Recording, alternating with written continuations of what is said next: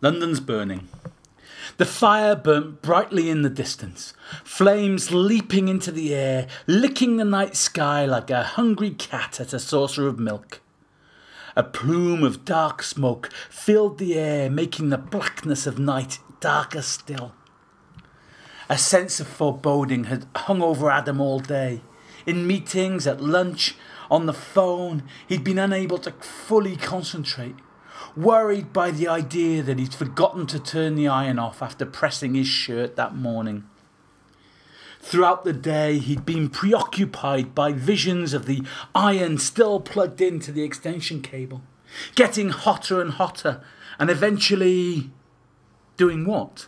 Exploding, tipping over and starting a fire?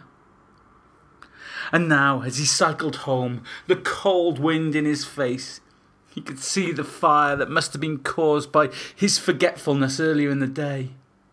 He felt sick to the belly as another fire truck sped past him, its blue lights illuminating the night sky and the sirens deafening all those around. He simultaneously tried to speed up and slow down, desperate to get home to find out if it was indeed his house ablaze, while thinking that there was nothing he could do now. Tears flowed down Adam's face.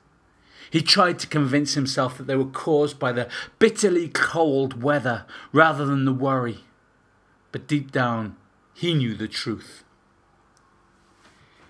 It wouldn't be long now before he'd be turning into his street to see the commotion and the desperation of the firefight. But before he could get there, he was stopped by a police cordon. No one was going near his street. It was guarded by a burly uniformed officer, making sure everyone knew this was a no-go zone. Adam got off his bike and wheeled it up to the policeman. "I've got to get through. I think it's my house that's burning." "I very much doubt it."